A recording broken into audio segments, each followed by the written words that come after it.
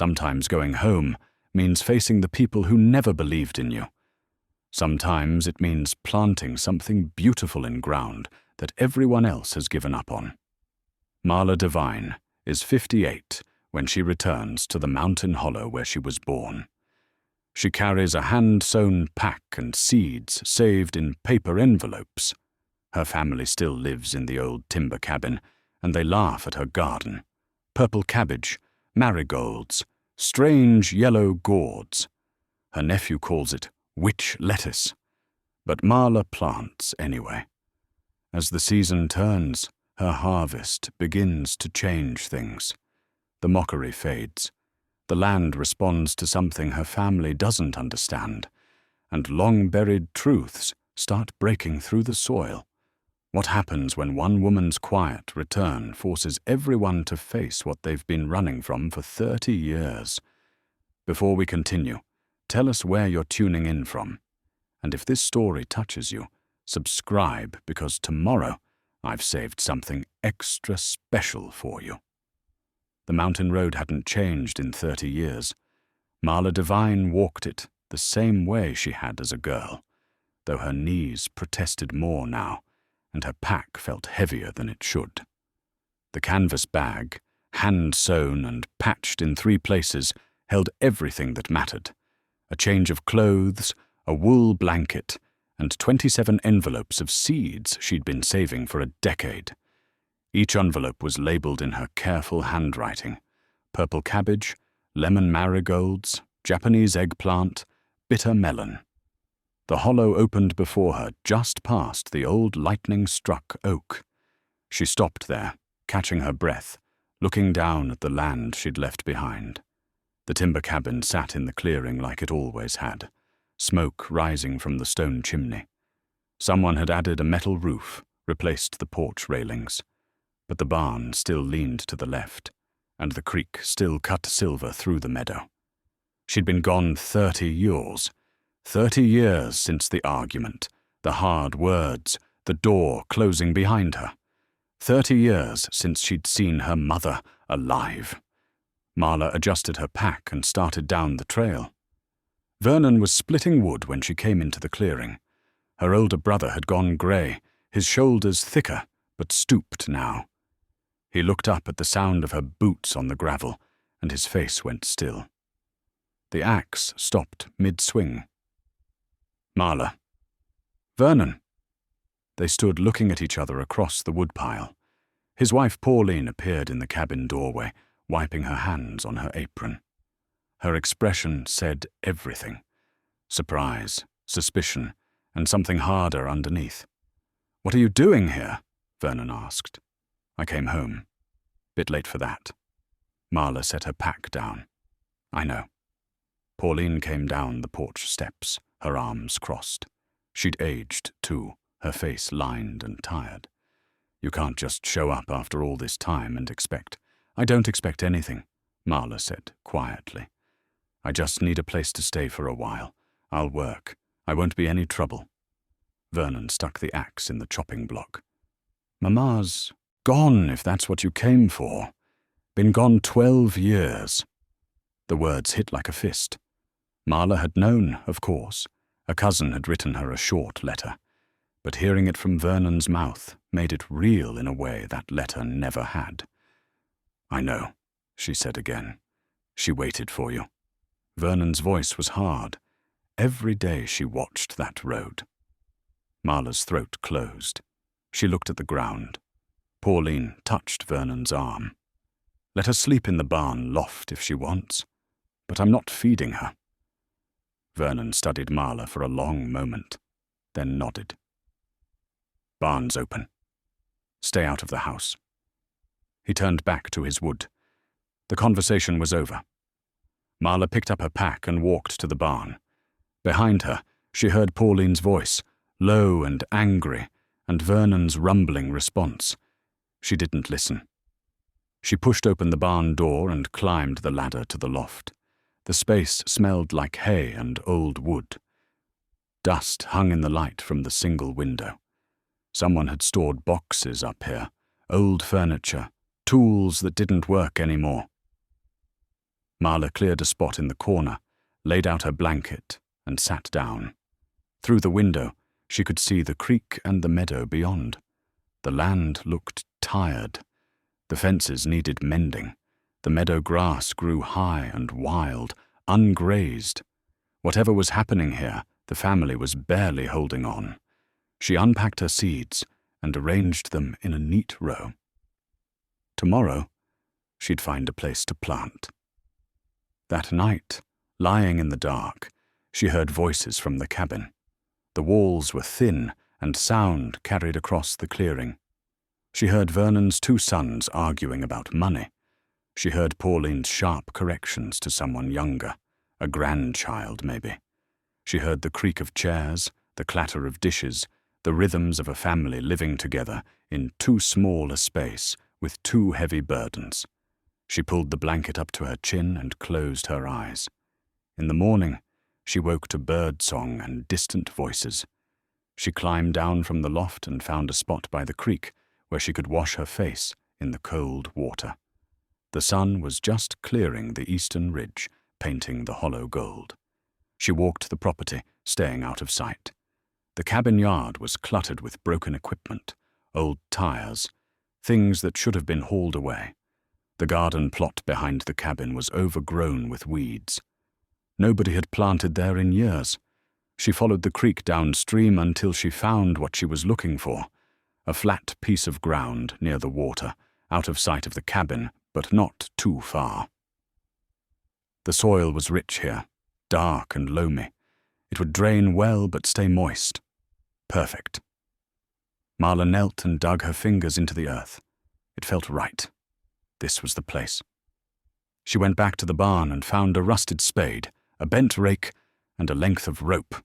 She spent the day clearing the ground, turning the soil, marking out rows with sticks and string. Her back ached, and her hands blistered. But the work felt good, honest. She'd forgotten how much she needed this. By evening, she had 6 rows staked out, each one 20 feet long. She stood back and looked at her work, satisfied. "What are you doing?" She turned. A boy stood at the edge of the clearing, maybe 10 years old, thin and freckled with dark hair that stuck up in the back.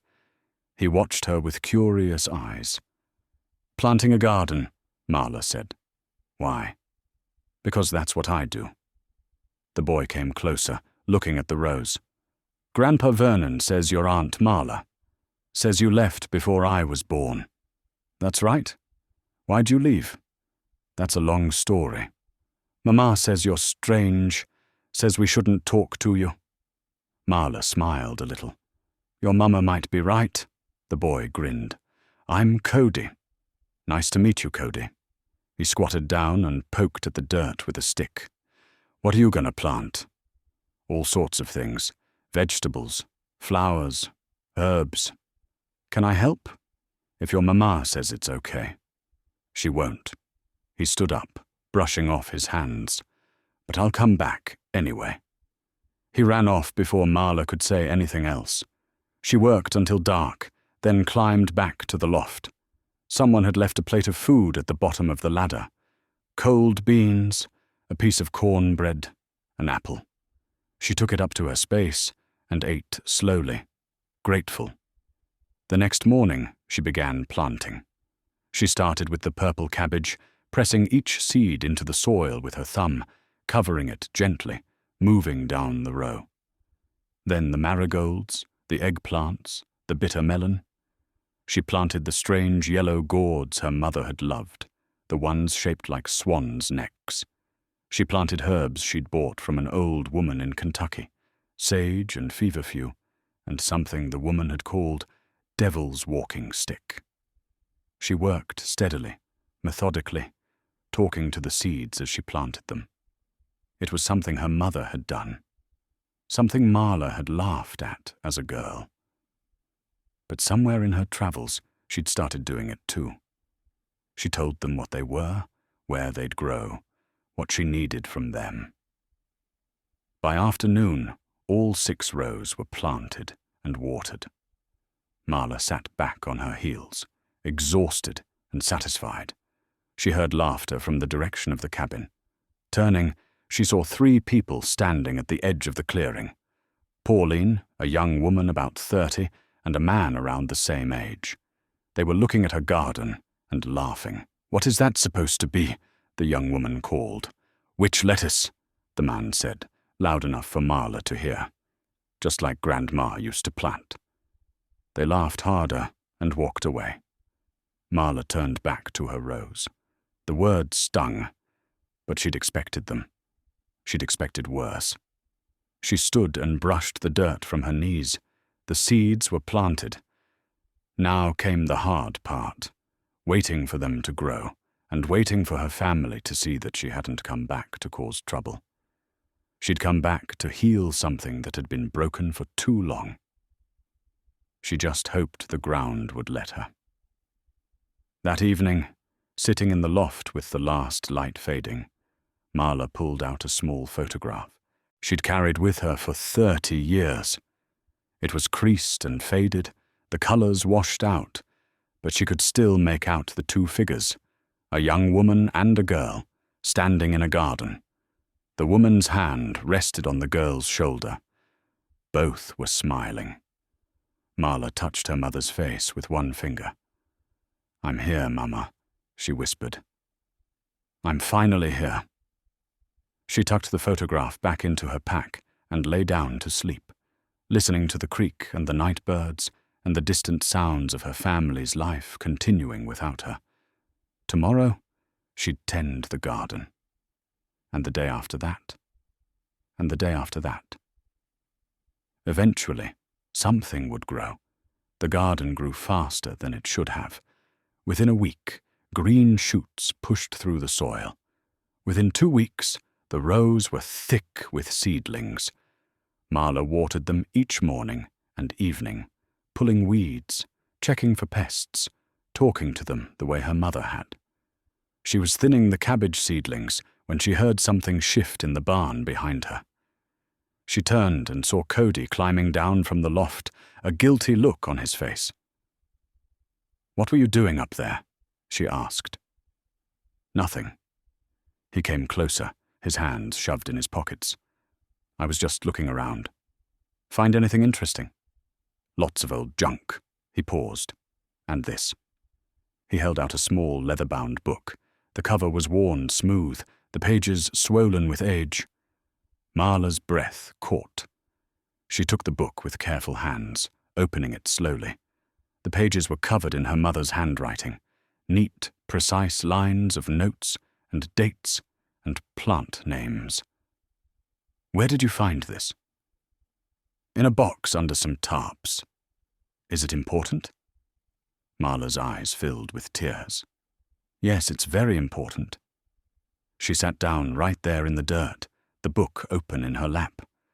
Cody sat beside her, watching as she turned the pages.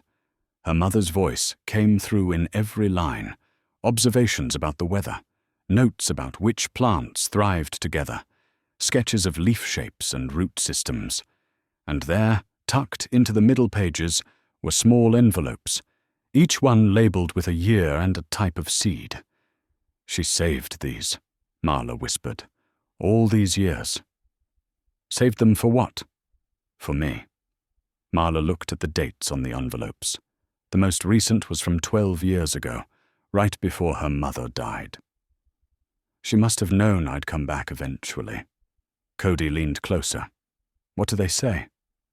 Marla turned to a page near the end. Her mother's handwriting was shakier here, as if written in illness or old age, but the words were clear. "For Marla, when she comes home, plant these with intention. Listen to what the ground needs. Remember what I taught you about speaking to growing things. They hear more than people think." Below that, in smaller writing, the purple cabbage beside the yellow gourds, the marigolds around everything, the eggplant in the shadiest row. Trust the old ways, even when others mock you. The land remembers. Marla pressed her hand to the page. Her mother had been planning for this, hoping for this, even as the family had turned away from her practices, even as she'd grown old and sick alone. "Are you okay?" Cody asked. "Yes." Marla closed the book carefully. "Better than okay. Thank you for finding this. Is it really magic, like Mama says?" "No, it's just knowing how things grow." "Then why does everyone act so weird about it?" Marla looked at the boy, his open, curious face, so much like her mother's. "Sometimes people are afraid of things they don't understand. Your great-grandmother understood plants in a way most people don't. She could look at a garden and know what it needed, like she could hear it talking to her. People thought that was strange. Do you hear it too?" "Sometimes." Cody nodded slowly, like this made perfect sense. "Can you teach me?" "If you want to learn." "I do." They spent the afternoon going through the journal together.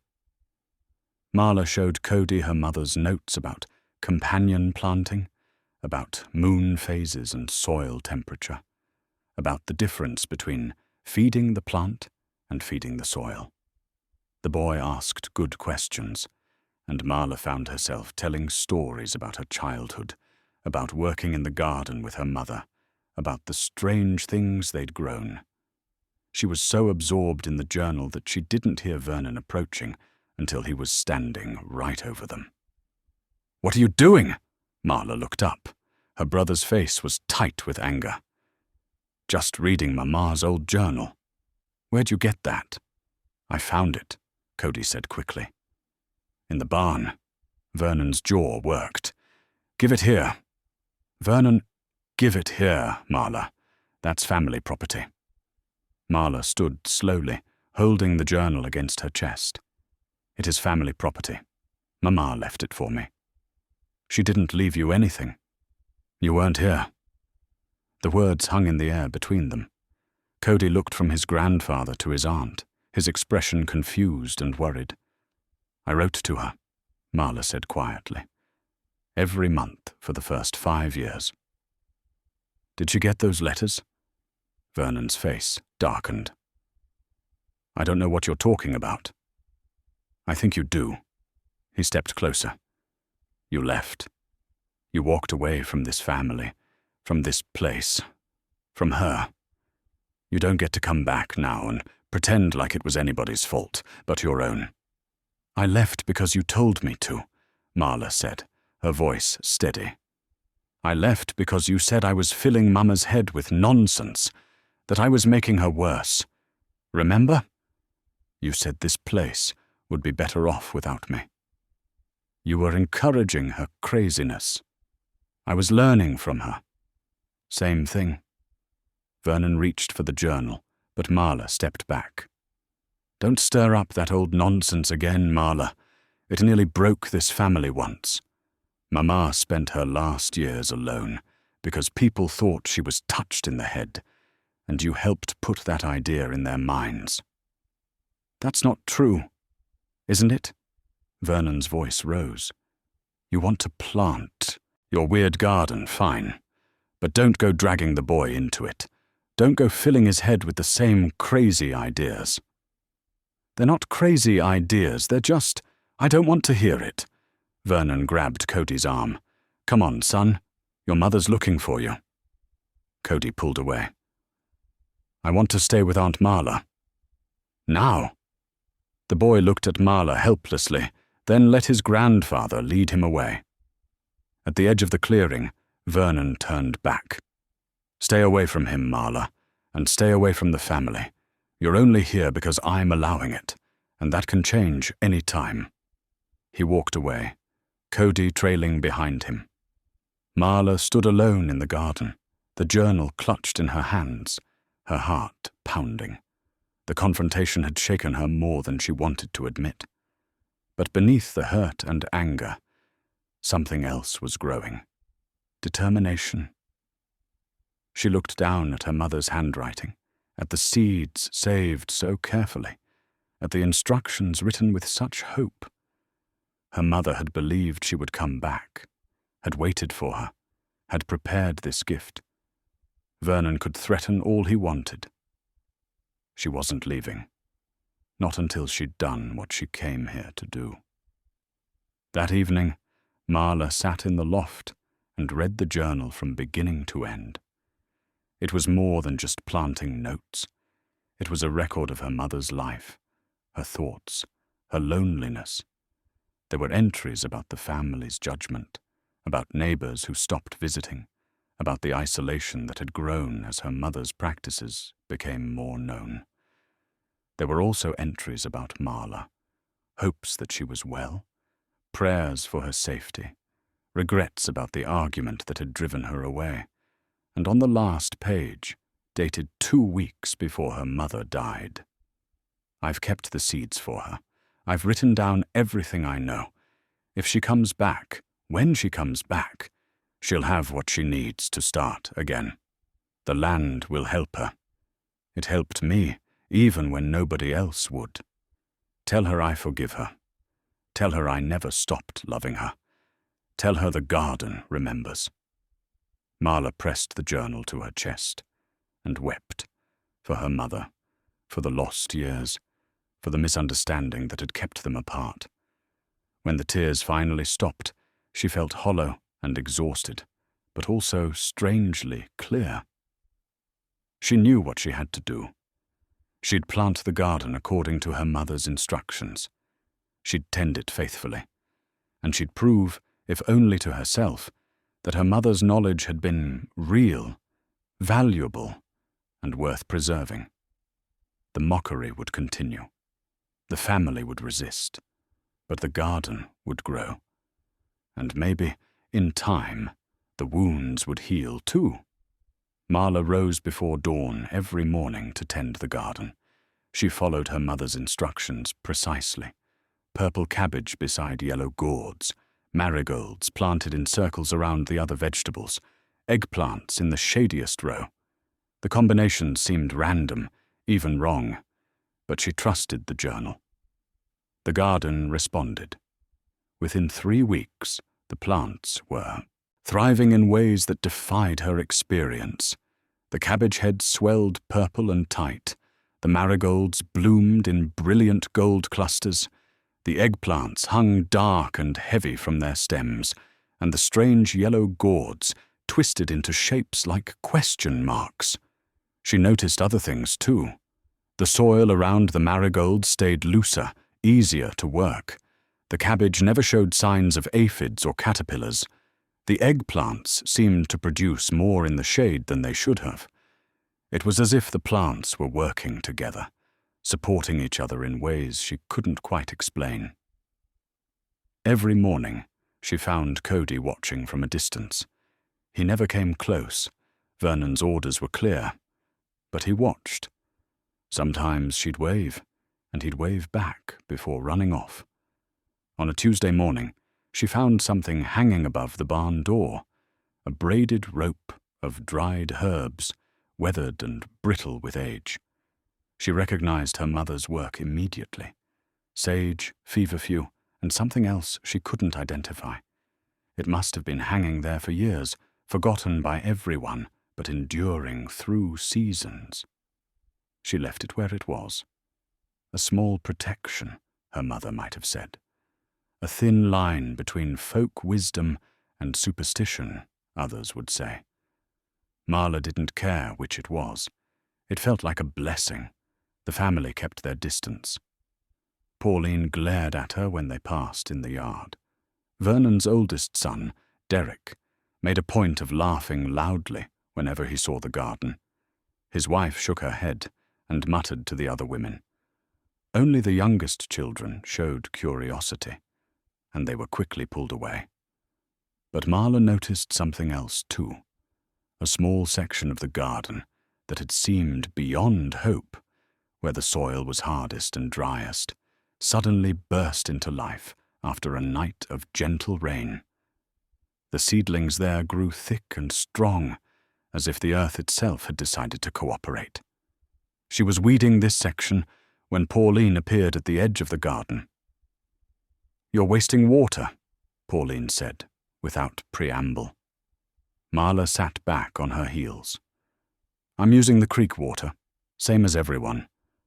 That creek feeds the cattle trough. There's plenty for both. Pauline crossed her arms. You're taking up space we could use for something practical. I'm growing food. Food nobody will eat. Pauline's expression was hard. You think we're going to eat your weird vegetables? That purple cabbage looks poisonous. And those gourds, what are those even for? The cabbage is perfectly safe. The gourds are decorative. Decorative? Pauline laughed harshly. We're barely scraping by, and you're planting decorations. Marla stood slowly, wiping her hands on her jeans. She kept her voice calm. I'm not asking anything from you, Pauline. I'm just tending my garden. Your garden. On our land. On my mother's land. Your mother's gone. This is Vernon's place now. They stared at each other across the rows of vegetables. Marla saw the exhaustion in Pauline's face, the worry lines etched deep.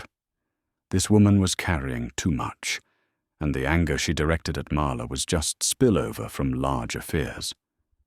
I'm not trying to cause problems, Marla said gently. Too late for that. Pauline turned and walked away. That evening, Marla left a basket of vegetables on the cabin porch, cabbage, eggplant, fresh herbs.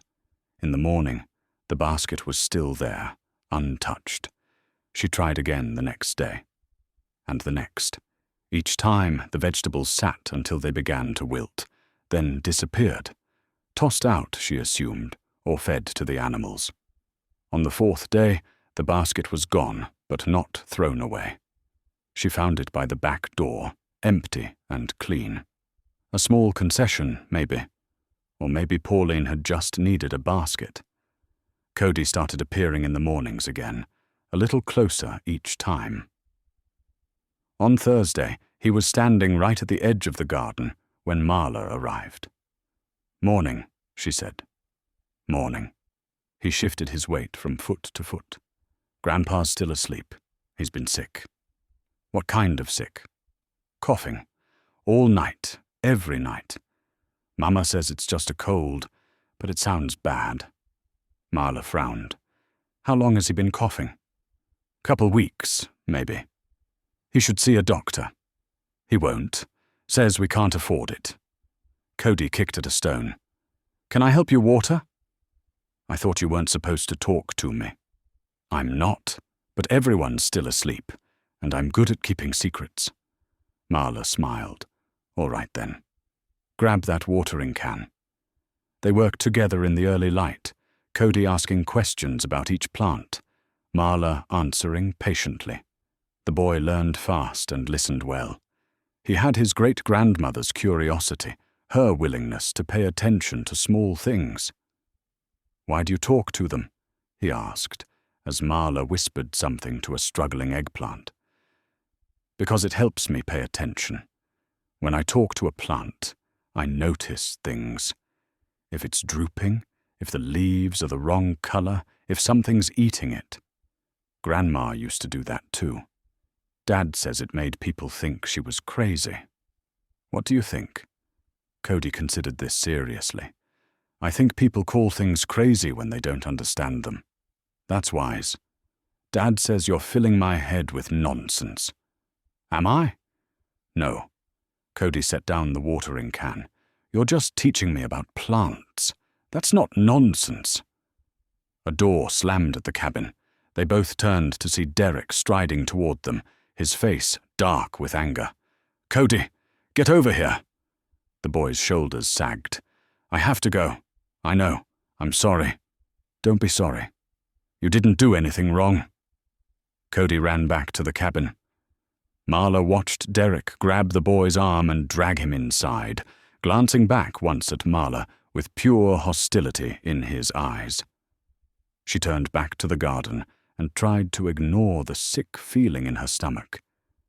She was making things worse for the boy. Maybe Vernon was right. Maybe she should keep to herself. But when she looked at the thriving plants, at the strange beauty of the unusual combinations, at the way the garden seemed to pulse with life. She couldn't bring herself to stop. This was what her mother had wanted. This was what she'd come here to do.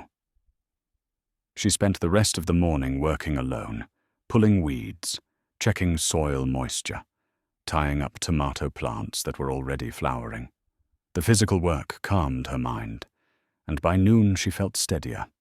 That afternoon, she saw Vernon from a distance, working near the barn. Even from 50 yards away, she could see he was struggling. He moved slowly, stopping often to lean against a post or catch his breath. When he coughed, his whole body shook. She thought about the herbs in her mother's journal, the notes about remedies for coughs and congestion. She had most of what she'd need growing in the garden already. Feverfew, sage, a little mint. But she didn't dare offer. Vernon would throw it back in her face, and it would only make things worse. She went back to the loft that night, troubled, listening to Vernon's coughing carry across the clearing. It went on for hours, deep and rattling, the sound of something seriously wrong. In the morning, she found Cody waiting by the garden again. "He's worse," the boy said without greeting. "Mama's scared, but she won't say it." "Has he seen a doctor yet?" "No. He says we can't afford the bills." Cody's eyes were red-rimmed, like he'd been crying. "Is he going to die?" "No," Marla said firmly, though she couldn't know that. "But he needs help. Can you help him?" Marla looked at the boy's desperate face and felt something break open inside her. Vernon had forbidden her from interfering. The family had made it clear she wasn't wanted. But this was bigger than old grudges and wounded pride. "I can try," she said, "but your grandfather might not want my help." "He needs it, though." "Yes, he does." Marla made a decision then, one that would change everything. She'd make the remedy her mother had written about, the tea for deep coughs and congestion. She'd leave it where Vernon could find it. What he did with it was up to him. But she wouldn't stand by and do nothing while he suffered. Not anymore. Marla spent the afternoon preparing the remedy. She harvested feverfew from the garden, along with sage leaves and a handful of mint. From her mother's journal, she found the exact proportions: 2 parts feverfew to 1 part sage, a touch of mint for flavor, steeped in boiling water for exactly 7 minutes. She worked in the barn, using an old pot she'd found, and water from the creek. The smell was sharp and medicinal, but not unpleasant. When it was ready, she poured it into a mason jar and sealed it tight. That evening, just after sunset, she walked to the cabin and set the jar on the porch railing with a note.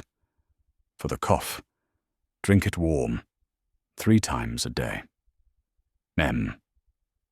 Then she walked away quickly, before anyone could see her. The next morning, the jar was gone. She didn't know if Vernon had taken it, or if someone had thrown it away. She went about her work, trying not to think about it, trying not to listen too hard for the sound of his coughing. 3 days passed. The coughing continued, but it sounded different, less violent, less frequent. On the 4th morning, she saw Vernon working near the woodpile, moving with more ease than he had in weeks. She allowed herself a small hope. That afternoon, Cody appeared at the garden with a canvas bag slung over his shoulder. "I brought tools," he announced. "A trowel and some gloves. Mama doesn't know I took them." "Cody, you're going to get in trouble." "I don't care." He set the bag down and looked at her with fierce determination. "Grandpa's better. I know you helped him, even if nobody else will say it. So I'm going to help you." Marla's throat tightened. "Your family doesn't want you here." "They don't want a lot of things. Doesn't mean they're right." She couldn't argue with that. She handed him a trowel. "All right. We need to weed the far row." They worked together for an hour, talking quietly. Cody told her about school, about his friends, about how his parents fought over money late at night when they thought he was asleep. He told her his father was worried about losing the property, that there were debts nobody talked about. "Grandpa won't sell," Cody said, pulling up a stubborn thistle. "But Dad says if we don't find money somewhere, the bank's going to take it anyway." Marla listened, piecing together the family's situation. It was worse than she'd thought. No wonder Pauline was so hostile. No wonder Vernon was desperate to keep control. "Is that why everyone's so mad at you?" Cody asked. "Because they think you want the land?" "Maybe. Or maybe they're just mad I left in the first place." "Why did you leave?" Marla sat back, considering how much to tell him. "Your grandfather and I disagreed about a lot of things. About your great-grandmother mostly. About the way she lived. He thought she was strange, that her gardening and her remedies were foolish. I thought she was wise. What did you think? I thought she understood things other people didn't. I thought she could hear what the land needed, what the plants needed. Your grandfather called that nonsense. But it's not nonsense. I've seen your garden. Things grow here that shouldn't. Maybe they grow because I pay attention. Maybe that's all it is." Cody shook his head. "It's more than that. Grandpa's cough. That tea you made. It worked. Mama won't admit it, but I heard her tell Dad it was like magic. It wasn't magic. It was just the right plants at the right time. Same thing, isn't it?" Before Marla could answer, Pauline's voice cut across the clearing. "Cody, get away from there." The boy jumped to his feet. Pauline was striding towards them, her face furious. "I told you to stay away from her," Pauline said, grabbing Cody's arm. "I was just helping. I don't care what you were doing. Get back to the house." "But Mama, now!" Cody looked at Marla helplessly, then ran toward the cabin. Pauline turned on Marla, her eyes blazing. "Leave him alone." "He came to me," Marla said quietly. "I didn't ask him to. I don't care. You stay away from my son." "Pauline!" "Don't." Pauline's voice cracked. "Don't act like you understand what we're going through. You left. You weren't here when things got hard. You don't get to waltz back in and play the hero." "I'm not trying to be a hero. I'm just trying to help." "We don't need your help. We don't need your weird garden or your folk remedies or whatever else you're planning. Just stay away from us." She walked away before Marla could respond, her shoulders rigid with anger and fear. Marla stood alone in the garden, her hands trembling. She wanted to shout after Pauline, to defend herself, to explain. But what good would it do? Pauline wasn't wrong. Marla had left. She hadn't been here when things got hard.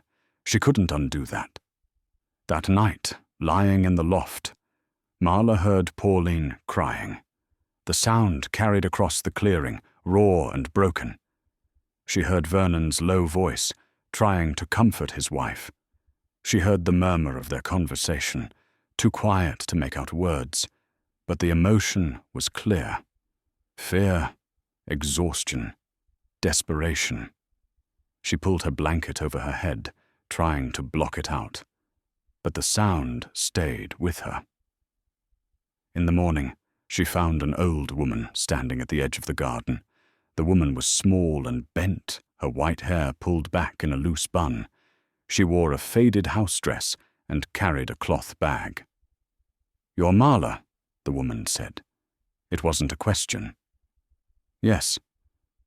"I'm Mrs. Kowalski. I live down the road." She stepped closer, examining the rows of vegetables with sharp eyes. "I knew your mother." Marla's breath caught. "You did?" "For 40 years. She was my friend." Mrs. Kowalski bent to touch a marigold, her fingers gentle. "People said cruel things about her." said she was touched. I never believed it. Thank you for that. Your mother understood plants, really understood them. Not just how to grow them, but what they needed, what they could give back. She straightened slowly, wincing. I see you've got the same gift. I don't know if it's a gift. It is. Don't let anyone tell you different. Mrs. Kowalski opened her bag and pulled out a bundle of cuttings wrapped in damp newspaper. I brought you these. Cuttings from plants your mother gave me years ago. Thought you might like to have them. Marla took the bundle with trembling hands. Thank you. Thank you so much. Your mother would be proud of what you're doing here. Don't let the family's fear stop you. Mrs. Kowalski patted Marla's arm. Fear makes people cruel, but it doesn't last forever. She walked away slowly, leaning on her cane. Marla watched her go, then unwrapped the cuttings carefully. Inside were slips of rosemary, thyme, and something with silvery leaves she didn't recognize. Each one had been tended with care, kept alive. All these years, she planted them immediately, giving them the best spots in the garden. As she worked, she felt her mother's presence more strongly than ever, in the cuttings, in the journal, in the land itself. She wasn't alone in this. She never had been. Over the next week, the garden exploded with growth. The cabbage heads grew to the size of basketballs. The eggplants hung so heavy the plants needed staking. The marigolds bloomed in waves of gold and orange, and the strange yellow gourds twisted into shapes that caught the light and seemed to glow. Neighbors began to notice. People walking past would stop and stare. A few ventured closer, asking questions about what she was growing. Marla answered politely, offering cuttings and seeds to anyone who asked. One woman accepted a handful of marigold seeds and thanked her shyly. My grandmother used to grow these, she said. I'd forgotten how beautiful they were. Another man asked about the purple cabbage. Never seen one that color before. Try it, Marla said, cutting him a head. Make slaw with it. He returned 2 days later to tell her it was the best cabbage he'd ever tasted. He asked for more seeds. Slowly, word spread. The strange garden by the creek was producing something remarkable. People who'd never met Marla started showing up, curious and cautious, but drawn by the beauty and abundance of what she'd grown. She shared everything freely: seeds, cuttings, vegetables, advice. She remembered her mother's philosophy. The garden was meant to give, not to hoard. The more you shared, the more came back. But the family still kept their distance. Vernon watched from afar, but never approached. Pauline avoided looking at the garden entirely. Derek's hostility only seemed to grow as the garden thrived. Only Cody still tried to visit, sneaking over when he thought no one was watching. Marla always sent him back quickly, not wanting to cause more trouble. But his visits meant everything. One morning, he brought her a drawing he'd made, the garden in colored pencil, every row carefully detailed. At the top he'd written, Aunt Marla's Magic Garden. It's not magic, she said gently, but she kept the drawing, tucking it into her mother's journal where it would stay safe. Feels like magic to me, Cody said, and ran off before she could argue. She stood in the garden that afternoon, surrounded by abundance, and felt the ache of isolation. The land was healing, the plants were thriving, but the wounds in the family ran deeper than any remedy could reach. She wondered if her mother had felt this way, surrounded by beauty, by growth, by evidence of her gift, but still alone. The thought made her want to cry, but she didn't. Instead, she picked up her watering can and went back to work. The garden needed tending. That, at least, she could do. By mid-July, the garden had become something people drove past slowly to see. The colours were unlike anything in the hollow. Deep purples, brilliant golds, rich greens that seemed to pulse with life. The strange yellow gourds had grown to enormous sizes, their curved necks creating shapes that looked deliberately artistic. Marla had never grown anything like this before. The abundance seemed impossible. Each plant produced twice what it should, maybe 3 times. The eggplants alone could have fed a family for weeks. She shared everything. Every day, she set baskets of produce at the end of the drive with a hand-painted sign. Free. Take what you need. The baskets were always empty by evening. People began thanking her when they saw her in town. An old man told her the tomatoes had helped his digestion. A young mother said the herbs had soothed her baby's colic. Others just said the food tasted better than anything they'd bought or grown themselves. "There's something special about it," one woman said. "Can't explain it, but it's there." Marla didn't know how to explain it either. She just kept following her mother's journal, kept talking to the plants, kept paying attention to what they needed, and they kept giving back. But not everyone was pleased. Derek started making comments in town about his aunt practicing folk medicine without a license. He told people she was messing with things she didn't understand, that it was only a matter of time before someone got sick from eating her vegetables. No one got sick. In fact, people seemed healthier. Mrs. Kowalski's arthritis improved. A man with chronic headaches said they'd lessened. A woman with insomnia started sleeping through the night after drinking tea Marla had made from garden herbs. The more people praised the garden, the angrier Derek became. Then Vernon collapsed. It happened on a Tuesday morning. He was working near the barn when his legs gave out. He went down hard, coughing so violently he couldn't breathe. Pauline screamed for help. Derek came running. They got Vernon into the house, laid him on the couch. His face was grey, his breathing shallow and ragged. Marla saw it all from the garden. She ran to the cabin without thinking, pushed through the door. Vernon lay gasping, his eyes wide with fear. "Call an ambulance," Marla said. "We can't afford—" Pauline started. "Call an ambulance now." Derek glared at her. "Get out of here. Your father is dying." "I said get out!" Vernon's hand shot out, grabbing Derek's wrist. He couldn't speak, but his eyes said everything. He needed help. Pride didn't matter anymore. Marla pushed past Derek and knelt beside Vernon. She put her hand on his chest, felt the terrible rattling there. This was beyond herbs and tea. This was pneumonia. Maybe worse. "Call the ambulance," she said again, quieter this time. "Please." Pauline picked up the phone with shaking hands. The paramedics arrived 20 minutes later. They loaded Vernon onto a stretcher, started oxygen, asked questions Pauline couldn't answer coherently. Marla stood in the corner, watching, her brother's grey face as they carried him out. At the ambulance, Vernon's eyes found her.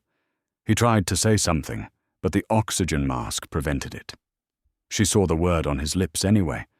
"Sorry." She nodded. "I know."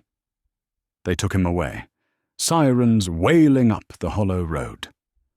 The family left too, Pauline, Derek, his wife, the grandchildren. The cabin emptied. Marla stood in the yard alone, her heart pounding. She went back to the garden and sat among the rows, trying to steady herself. Her brother had almost died, still might die, and the last real conversation they'd had was an argument about seeds and folk remedies.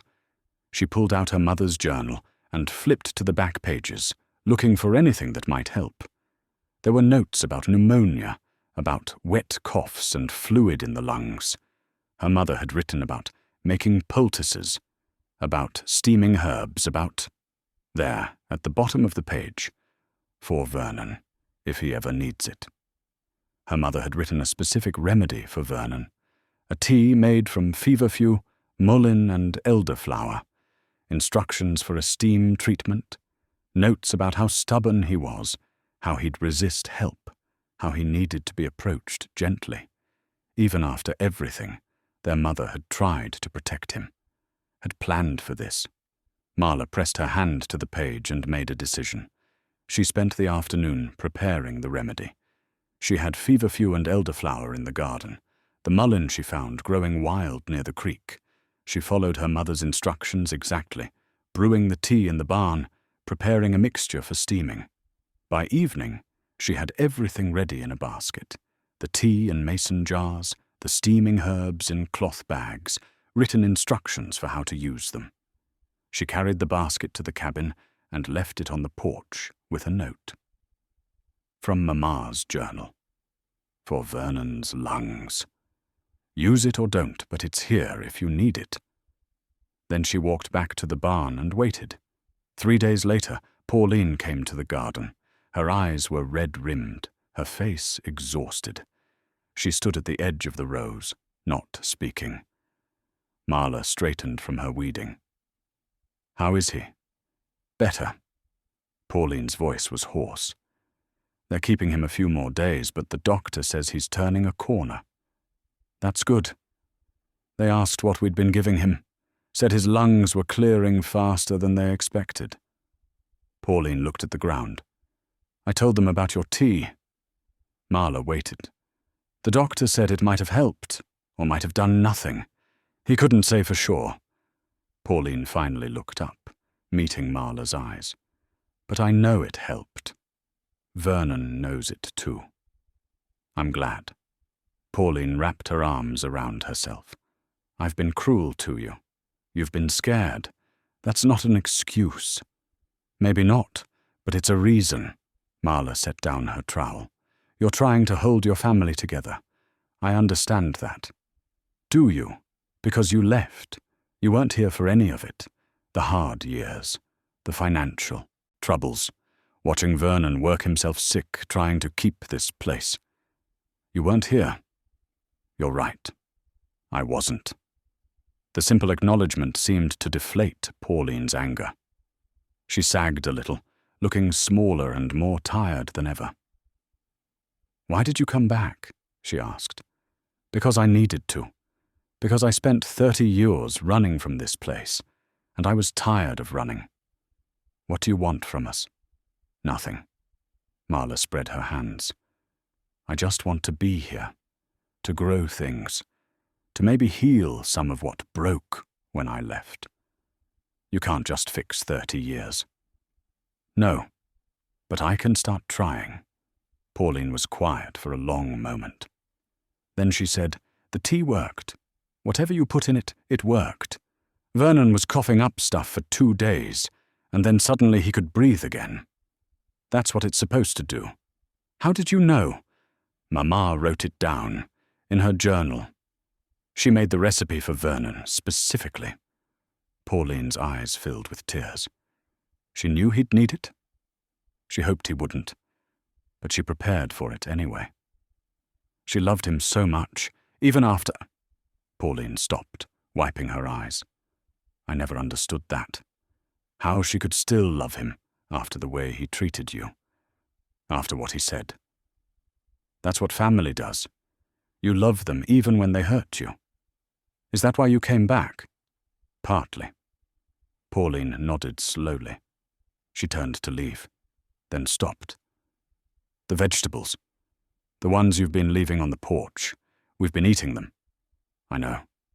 They're good, really good." She paused. "Thank you." She walked away before Marla could respond. Marla stood in the garden, her hands trembling. It wasn't forgiveness, not yet. But it was something. A crack in the wall, a small opening. She'd take it. Over the next week, things shifted subtly. Pauline started nodding when they passed in the yard. Cody was allowed to visit the garden openly, helping Marla water and weed. Vernon's younger son stopped laughing at the witch lettuce. Vernon came home on a Friday, pale and weak, but breathing easier. Marla watched from the garden as they helped him into the house. He looked toward her once, raised his hand slightly. She raised hers back. That evening, she found a plate of food at the bottom of the loft ladder. Real food, warm food, a full meal. No note, but she knew where it came from. She ate slowly, grateful for every bite. The garden continued to thrive. People kept coming, kept taking produce, kept thanking her. Mrs. Kowalski visited regularly, bringing cuttings and stories about Marla's mother. Other older women from the community started stopping by too, women who remembered the old ways, who'd known Marla's mother and respected what she could do. They shared their own knowledge, which plants grew best together, which ones repelled pests, which ones had healing properties. Marla listened and learned, adding their wisdom to her mother's journal. The garden became a meeting place, a teaching place, a place where the old knowledge wasn't mocked, but honored. But Derek still watched from a distance, his face dark with resentment, and Marla knew that the fragile peace they'd found was only temporary. The real test was still coming. Marla was cleaning the barn loft when she found them. She'd been moving boxes, trying to create more space, when her hand brushed something tucked beneath a loose floorboard. She pulled out a bundle wrapped in oilcloth, yellowed with age. Inside were letters. 23 of them, addressed to her mother in Marla's handwriting. Each envelope was stamped and sealed. None had been opened. Her hands shook as she checked the postmarks. The first was dated 6 months after she'd left. The last was from 5 years later. Every one of them returned to sender, except they hadn't been returned. They'd been hidden. She carried the bundle down to the garden and sat heavily on the ground. Her chest felt tight. For 5 years, she'd written to her mother. Birthday wishes, updates about her life, apologies for leaving, hopes that they could reconcile. She'd poured her heart into these letters, and Vernon had sent them all back, or said he had. But he hadn't sent them back. He'd kept them, hidden them. Let their mother die thinking Marla didn't care enough to write. Rage and grief swirled through her in equal measure. She wanted to scream, to throw something, to march to the cabin and confront Vernon right then and there. But he was still recovering, still weak, and she wasn't sure she could face him without saying things that couldn't be taken back. She sat in the garden until sunset, the letters spread around her, trying to understand. Why would Vernon do this? What had he been thinking? Cody found her there as darkness fell. "Aunt Marla, you okay?" She looked up, realized she'd been crying. "I'm fine." "You don't look fine." He sat beside her, picking up one of the envelopes. "What are these?" "Letters I wrote to your great-grandmother. Letters she never got to read." Cody looked at the postmark, then at Marla's face. He was smart enough to piece it together. "Grandpa?" "Yeah." "Why would he do that?" "I don't know." But she thought she did. Vernon had been angry when she left. Angry and hurt, and convinced she was abandoning the family. He'd probably thought he was protecting their mother from more heartbreak. Or maybe he just wanted to punish Marla for leaving. Either way, the damage was done. "Are you going to tell him you found them?" Cody asked. "Yes, but not tonight." She gathered the letters carefully and carried them back to the loft. Sleep didn't come easily. Every time she closed her eyes, she saw her mother waiting by the window, watching for a letter that never came. In the morning, Vernon was sitting on the cabin porch when she came out. He looked thinner, older, but his color was better. He raised a hand in greeting. Marla walked over, the bundle of letters clutched in her hand. "Morning," Vernon said. His voice was still rough from the pneumonia. "Morning." She held out the letters. I found these in the barn. Vernon's face went pale.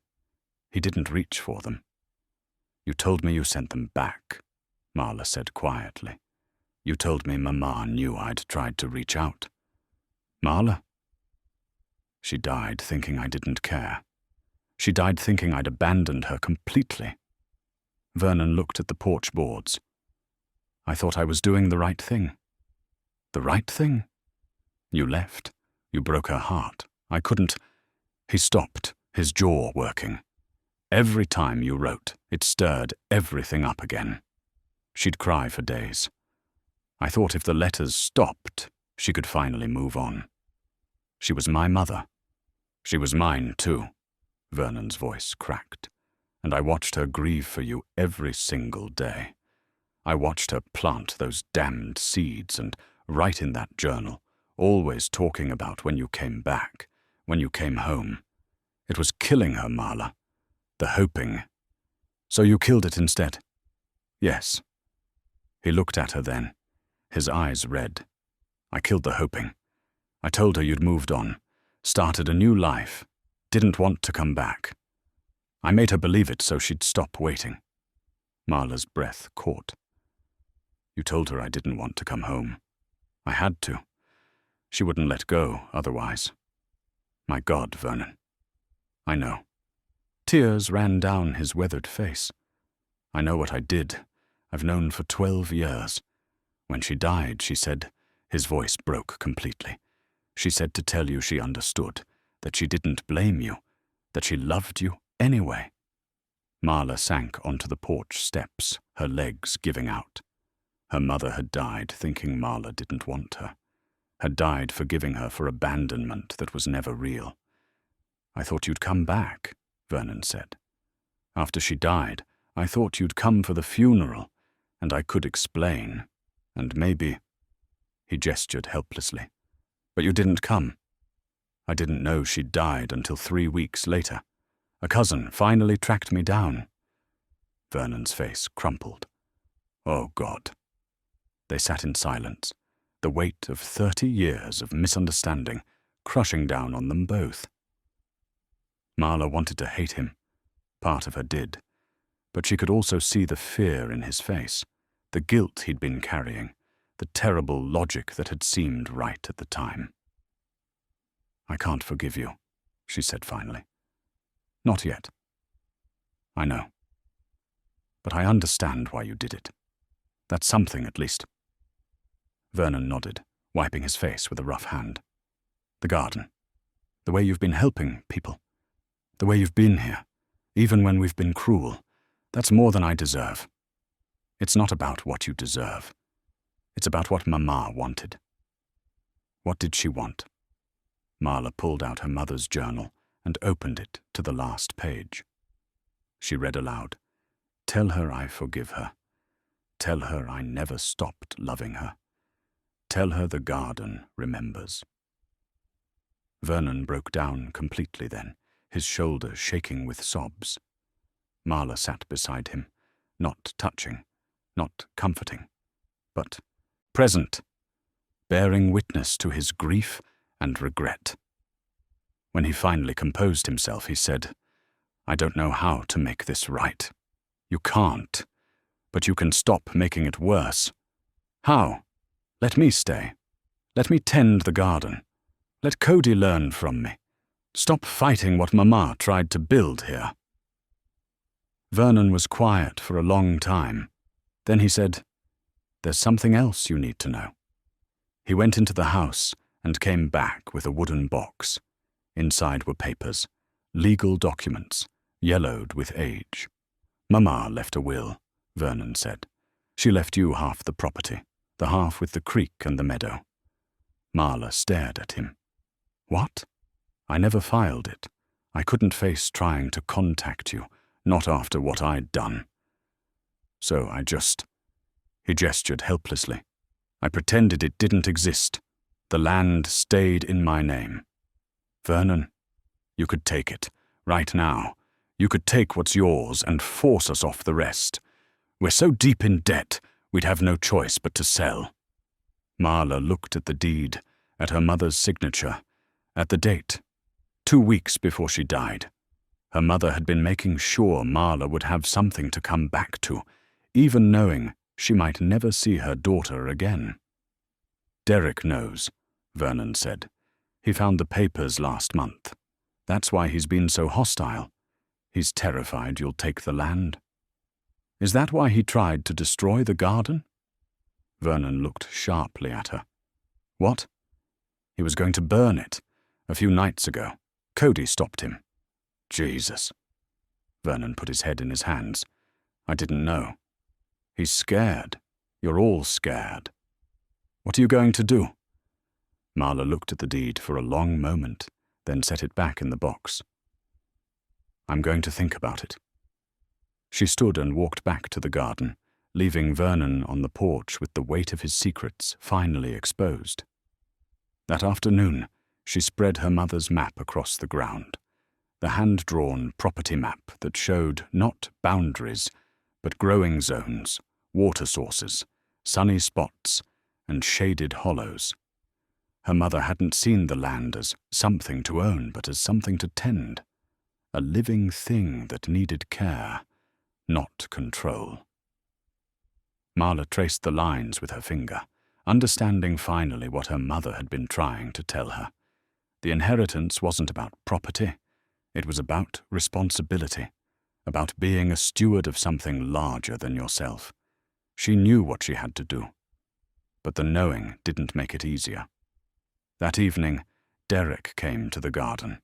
He stood at the edge of the rows, his hands shoved in his pockets, his face tight with fear and anger. "You found the deed," he said. "Yes." "Are you going to take it?" "I don't know yet.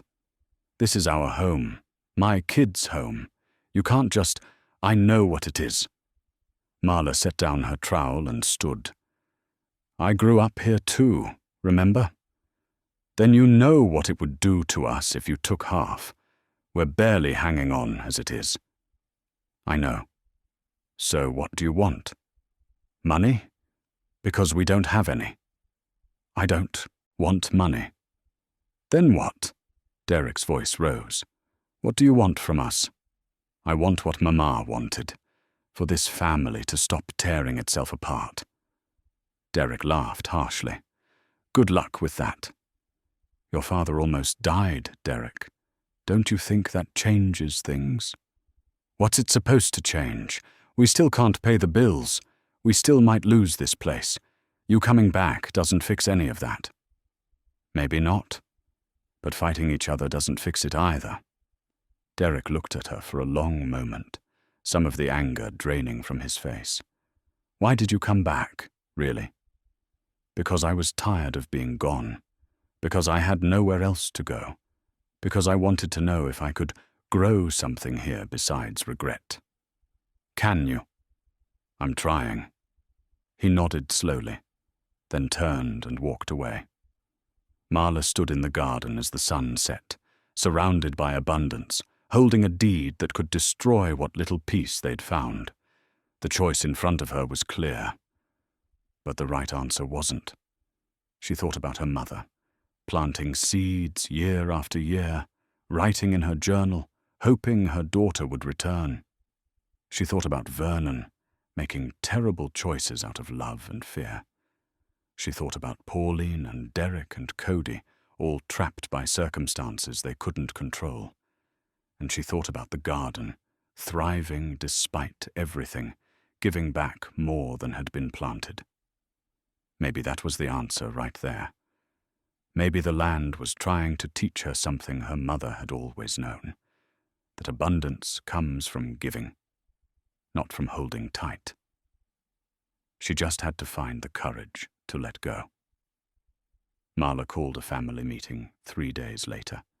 She asked Vernon to gather everyone at the cabin on Sunday afternoon. He agreed without asking why, though the worry in his eyes was obvious. They came, Vernon and Pauline, Derek and his wife, Lisa, the younger son, Marcus, and his girlfriend, even the grandchildren.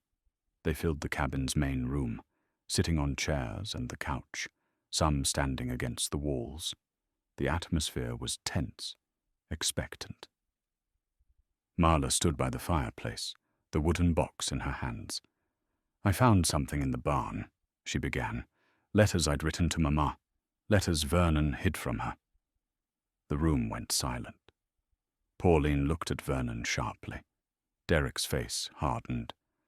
"Vernon told me why he did it," Marla continued, "and I understand, even if I don't forgive it. But there was something else in that box, something you all need to know about." She opened the box and pulled out the deed. "Mama left me half this property in her will, the half with the creek, the meadow, and the garden plot. Vernon never filed the will, never told me about it." The silence broke. Everyone started talking at once. "Wait," Derek said loudly, cutting through the noise. "You're saying you legally own half this place?" "Yes. And you're just telling us now? I only found out myself a few days ago." Lisa leaned forward, her face pale. "What are you going to do?" Marla looked around the room at her family, scared, angry, defensive. She thought about what her mother would want, what the right thing was, not just legally but morally. "I'm going to give it back," she said quietly. The room erupted again. Vernon stood, looking stricken. "Marla, you don't have to. Let me finish." She waited until everyone quieted. "I'm going to give the land back, but with conditions." Derek crossed his arms. "What conditions?" "The garden stays. You work it together as a family. You share what it produces with the community, the way Mama did. And you let me stay and teach anyone who wants to learn." "That's it?" Marcus asked. "You're just giving up half the property for some gardening lessons?" "I'm giving it up because it's the right thing to do. Because Mama didn't leave me that land so I could take it from you. She left it so I'd have a reason to come home." Vernon's voice was rough. "You'd really do that? After everything?" "Yes. Why?" "Because I'm tired of this family being broken. Because Mama spent 30 years hoping we'd heal, and I won't let her hope die with her." Pauline was crying openly now. Even Derek looked shaken, his anger deflating into something more complicated. "There's more," Marla said. She pulled out her mother's map and spread it on the table. "Mama made this. It shows the property not as something to own, but as something to tend. Growing zones, water sources, spaces for different crops. She saw this place as a whole, not as pieces to divide up." She traced the lines on the map. "If we work together, we could make this place thrive again. Not just survive. Thrive. The garden's already proving that's possible. People are coming from all over to see it, to get produce. We could expand. Do farmers' markets, teach classes, offer tours." "That costs money," Derek said, but his voice lacked its usual edge. "It costs work, but work we can afford." Marla looked at him directly. "I know you're scared of losing this place. So am I. But fighting each other isn't the answer. Working together might be." Vernon cleared his throat. "What would you need from us?" "Help with the garden. People willing to learn. A commitment to doing this Mama's way. Sharing what we grow. Teaching what we know. Being part of the community instead of apart from it." "And if we say no?" Derek asked. "Then I'll still give you the land. But I'll leave, and you'll be right back where you started." The family looked at each other. Marla saw the calculation in their faces, the weighing of options, the assessment of risks. She'd laid it all out. Now it was up to them. Finally, Vernon spoke. "I'll do it. Whatever you need." Pauline nodded. "Me too." Marcus shrugged. "I'm in." Everyone turned to Derek. His wife touched his arm gently. "Derek." He looked at Marla for a long moment. She saw the struggle in his face, pride warring with practicality, fear fighting hope. "One condition," he said finally. "What?" You teach my kids too. Everything you're teaching Cody. I want them to know this stuff. Marla felt her throat tighten. I'd be honored. Derek nodded once, sharp and decisive. Then okay. Let's do it. The tension in the room broke. People started talking, asking questions, making plans. Marla answered as best she could, but mostly she just felt relief washing over her in waves. Vernon pulled her aside as people started to leave. You didn't have to do this. Yes, I did. Mama asked me to. How? Marla showed him the last page of the journal again, the words she'd read to him before. She knew I'd come back. She knew what I'd find, and she trusted me to do the right thing with it. She always had more faith than sense, Vernon said, but his voice was warm. Maybe they're the same thing. He pulled her into an awkward hug, the first time they'd embraced in 30 years. Marla hugged him back, feeling his thin shoulders, smelling the familiar scent of wood smoke and soap. Thank you, he whispered. We're family, she said simply. That's what family does. That evening, everyone gathered at the garden. Marla showed them the rows, explained what she'd planted and why, taught them about her mother's methods. Cody and his cousins ran between the rows, exclaiming over the purple cabbage and the twisted gourds. Derek asked careful questions about soil pH and planting schedules. Lisa took notes. Marcus started talking about building raised beds for next season. Even the youngest grandchildren helped water, their small hands careful on the cans. As the sun set, Pauline brought out food: cold chicken, fresh bread, a salad made from Marla's lettuce. They ate sitting on the ground, passing plates and talking about the future. For the first time since coming home, Marla felt like she belonged. But later, after everyone had gone back to the cabin, she stood alone in the garden and felt the weight of what she'd done. She'd given up half a property, given up security, given up the one thing that was legally, indisputably hers. She'd gambled everything on the belief that the family would honor their word, that they'd work together, that the garden could heal what was broken, and she still wasn't sure if she'd made the right choice. Did I do the right thing, Mama? She whispered to the darkness. The garden didn't answer, but a breeze moved through the rows, rustling the leaves, carrying the scent of marigolds and earth. It felt like a yes. Marla touched the nearest plant, an eggplant heavy with fruit, and made a promise. She'd stay, she'd teach, she'd tend this ground and this family until both were whole again, or until she'd given everything she had trying. The next morning, Vernon filed the paperwork to formally transfer the deed. Then he tore it up. It's all one property, he said, like it should have been from the start.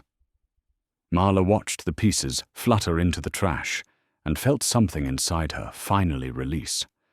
The land wasn't hers, or Vernon's, or anyone's. It was simply the land, and they were all its stewards. That's what her mother had been trying to teach them all along. Now they just had to live like they believed it. The transformation didn't happen overnight, but it happened. Vernon was the first to join Marla in the garden each morning, moving slowly but steadily, asking questions about everything. His cough had cleared, and though he tired easily, his color was better. He told her stories as they worked, about their mother, about the land before the hard years, about dreams he'd once had for the place. She used to host harvest gatherings, Vernon said one morning, staking tomato plants. Every September, the whole community would come. Tables full of food, music, kids running everywhere. It was... He paused, searching for the word. It was joyful. Why did you stop? After you left, she got quieter. People started talking, saying she was strange. The gatherings got smaller until they just stopped.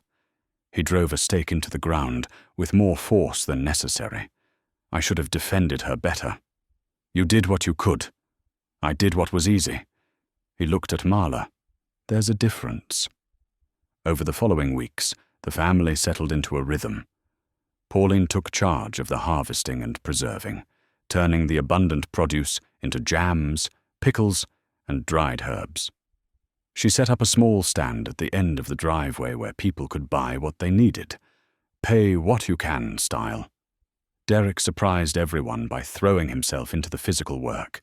He built new raised beds, repaired the irrigation system, and started planning an expansion into the unused meadow. His kids followed him everywhere, learning to measure and cut and build. Lisa started a journal of her own, documenting what they planted and when, what worked and what didn't. She had a knack for organization that complemented Marla's intuitive approach. Marcus researched farmers' markets and local regulations, talking about getting certified organic, maybe selling at the county fair. His girlfriend, a graphic designer, created signs and labels that made everything look professional. Even the youngest children had roles: watering, weeding, collecting seeds. They took their responsibilities seriously, proud to be part of something real. The garden exploded with abundance. The original 6 rows expanded to 12, then 20. They added a herb spiral, a berry patch, a section for flowers. Every space produced more than seemed possible. The soil itself seemed eager to give. People came from neighboring towns to see what they'd created. They asked questions, took pictures, bought produce. Some asked if they could volunteer. Marla always said yes. Mrs. Kowalski visited weekly, bringing cuttings and advice. Other elderly women from the community started coming too, sharing their own knowledge. The garden became a gathering place, a teaching space, a bridge between generations. Your mother would love this, Mrs. Kowalski said one afternoon, watching Cody teach a younger child how to transplant seedlings. This is exactly what she hoped for. Marla felt the truth of it in her bones. The garden was no longer just hers, or even just the family's. It belonged to the community, the way her mother had always intended. But the success brought attention. Some of it was welcome, some wasn't. A journalist from the county newspaper came to write a feature story. The article called Marla, the Mountain Woman, bringing ancient farming wisdom back to the hollow. It mentioned her mother's legacy, the family's transformation, the unusual abundance of the garden. The article went viral online. Suddenly, strangers were showing up unannounced, asking for tours, wanting to study the plants, demanding to know Marla's secrets. Derek started turning people away at the property line. This is private land. You need an appointment. But some people didn't take no for an answer. They'd show up at odd hours, trying to sneak into the garden, taking cuttings without permission. One man tried to dig up an entire eggplant to study its roots. This is getting out of hand, Derek said at a family meeting. We need better boundaries. Or we need to embrace it, Marcus countered. Channel the interest into something productive. Like what? Workshops, paid tours, a proper farm stand. If people want to learn, let's teach them. But make it official. Vernon looked at Marla. What do you think? She thought about her mother, always sharing freely, never turning anyone away. But she also understood the family's concerns. They'd built something precious, and it needed protecting. We compromise, she said. Free community days twice a week, paid workshops on weekends, private tours by appointment only. The garden stays open to neighbors and friends, but strangers need structure. Everyone agreed. They spent the next 2 weeks preparing, building a proper parking area, creating paths through the garden, setting up a schedule. Lisa designed brochures. Marcus handled the online booking. Derek built a small pavilion for teaching workshops. Marla prepared her first official class, companion planting, lessons from 3 generations. She spent hours organizing her mother's journal notes, her own experiences, the wisdom shared by Mrs. Kowalski and the other elderly women. The class filled up in 2 days. 20 people, paying $30 each. Marla felt sick with nervousness. "What if I can't explain it right?" she asked Vernon the night before. "Then you explain it wrong and try again." He smiled. Mama always said teaching is just sharing what you know and admitting what you don't. You'll be fine. The class exceeded her expectations. People hung on her every word, asked thoughtful questions, took careful notes. They walked through the garden afterward, touching plants gently, taking pictures, thanking her for sharing. One woman, close to Marla's age, lingered after everyone else had left. "My grandmother gardened like this," she said. "I'd forgotten so much of what she taught me. Thank you for bringing it back." Marla felt tears prick her eyes. "That's exactly why we're doing this." More classes followed, more tours, more people learning, growing, connecting. The garden became something bigger than any of them had imagined. But with growth came complications. The increased traffic meant more wear on the land. More people meant more chances for conflict. More attention meant more scrutiny. A local official came to inspect, asking about permits and regulations.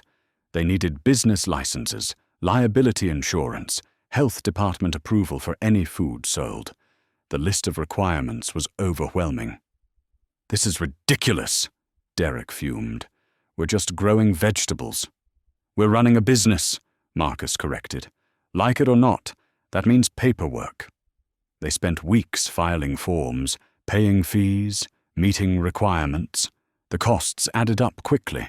The money from workshops helped, but it wasn't enough. Vernon looked at the bills spread across the kitchen table and sighed. Maybe this was a mistake. "It's growing pains," Pauline said. "We'll figure it out." But the stress was showing. Derek snapped at people more often. Lisa looked exhausted. Marcus worked late into the night on spreadsheets and business plans. Marla felt the weight of responsibility. This had all started with her, with the garden, with her mother's dream. If it failed now, it would be her fault. Then Mrs. Kowalski made a suggestion that changed everything. "Host a harvest gathering," she said, "like your mother used to. Invite the whole community. Let people see what you've built. Some of them will help, with money, with work, with whatever you need." "We can't ask for handouts," Vernon protested. "It's not handouts, it's community. You think your mother did everything alone. People helped her, and she helped them back. That's how it works." Marla looked at her family. "What do you think?" Derek shrugged. "Worth a try." "I'm in," Marcus said. Pauline nodded. "Let's do it." They set the date for 3 weeks away. Everyone threw themselves into preparations. They cleaned the property, built more tables, planned the menu. Pauline and Lisa spent days cooking and preserving. Derek and Marcus built a small stage for music. The children made decorations and signs. Marla invited everyone she could think of. Neighbors, workshop participants, people who'd bought produce, Mrs. Kowalski's friends. She posted about it online, in the local paper, anywhere people might see it. The response was overwhelming. People offered to bring food, to help set up, to provide music. Local businesses donated supplies. The community rallied in ways Marla hadn't imagined. 2 days before the gathering, Vernon found Marla in the garden at sunrise. "Mama used to stand right here," he said, looking over the rows. "Same time of morning, same look on her face. She'd talk to the plants, just like you do. Did you ever understand why she did it?" "No, not then." He was quiet for a moment. But I'm starting to. What changed? I did.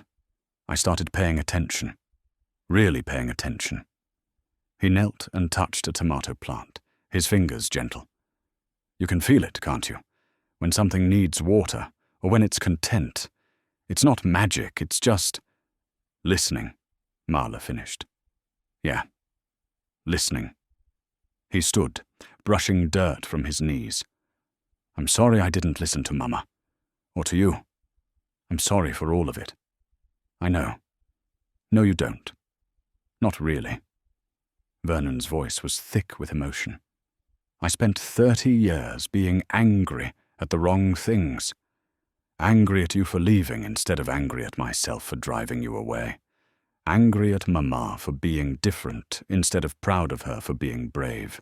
I wasted so much time. We all did.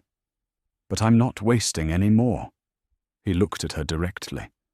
This gathering, this garden, this whole thing we're building, it's not just about produce or money or keeping the land. It's about finally doing what Mama wanted. Being a family that gives instead of just takes, that opens up instead of closing off. Marla felt her throat tighten. She'd be proud of you. She'd be proud of both of us. Vernon put his hand on her shoulder, something he'd never done easily. Thank you for coming back. Thank you for not giving up on us. You're my family. I couldn't give up even if I wanted to. They stood together in the garden, watching the sun rise over the hollow, and Marla felt a peace she hadn't known in 30 years. The wounds weren't all healed. They might never be. But they were healing. That was enough. The morning of the gathering dawned clear and bright. By 9 o'clock, people were already arriving. By 10, the property was full. By noon, there were more people than Marla could count. Families with children, elderly couples, teenagers, people from town and from neighboring counties, strangers who'd heard about the garden and wanted to see it for themselves. The tables overflowed with food. Music played from the small stage. Children ran through the rows, laughing. Adults stood in clusters, talking and eating and enjoying the September sunshine. Marla moved through the crowd, greeting people, answering questions, accepting thanks and compliments.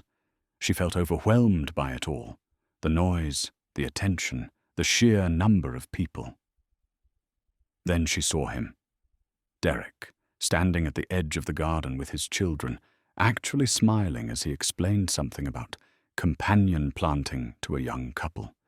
His whole posture was different, open, relaxed, proud.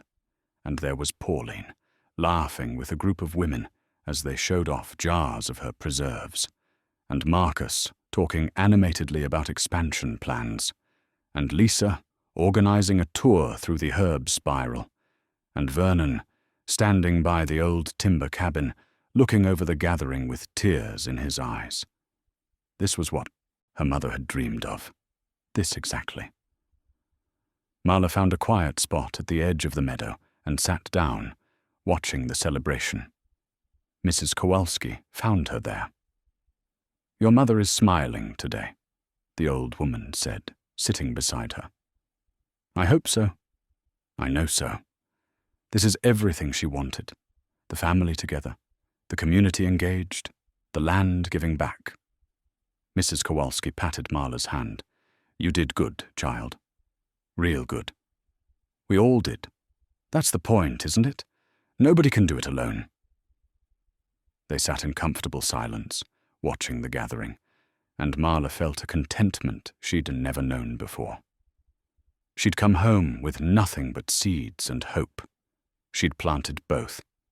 And somehow, impossibly, they'd grown into this, a garden, a family, a community, all thriving together. The future was still uncertain.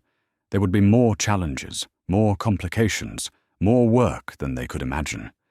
But they'd face it together, as a family, as a community, as stewards of the land and each other. That was the real harvest. That was what her mother had been planting all along. The gathering stretched into evening. Someone brought out lanterns as the sun set. The music continued, softer now, more intimate. People lingered, reluctant to leave. Marla was helping clean up when she noticed Derek walking toward the garden alone. His stride was purposeful, almost angry. She watched him disappear between the rows and felt a familiar unease. She followed. He was standing in the center of the garden, a gas can at his feet. Her heart stopped. Derek. He turned. His face was twisted with emotion. Anger, fear, shame, all mixed together. "What are you doing?" she asked quietly. "I don't know." His voice cracked. "I honestly don't know. Put down the gas can. Everything's changing too fast. All these people, all this attention, all these expectations." He gestured wildly at the garden around them. "What if we can't keep it up? What if we fail?" "Then we fail, but we fail together." "No." Derek shook his head violently.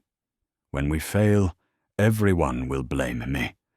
They'll say I couldn't handle it, couldn't manage it, couldn't make it work. Just like everything else in my life." Marla saw it then. Not just the fear, but the shame underneath. Derek wasn't angry at her or the garden. He was terrified of his own inadequacy. "Is that what you think?" she asked gently. "That you're a failure? I know I am. Dad's been sick. We're drowning in debt. I can't provide for my family the way I should." His hands shook. "And then you come back, and suddenly everything's working. The garden thrives. People are happy. Money's coming in. Don't you see? It proves I'm useless, that without you, we'd have lost everything. That's not true, isn't it?" He laughed bitterly. "You're the one with the magic touch. You're the one people come to see. You're the one who knows what Grandma knew. I'm just—" He stopped, his jaw working. "I'm just the guy who wasn't good enough." Marla moved closer slowly, like approaching a wounded animal. "Derek, listen to me. I didn't make the garden grow. We did, all of us. You built the beds.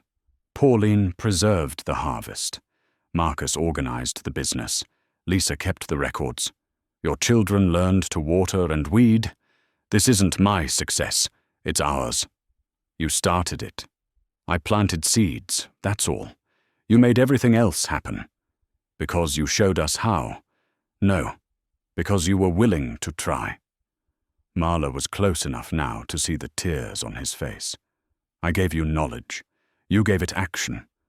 Both are necessary. Neither works alone."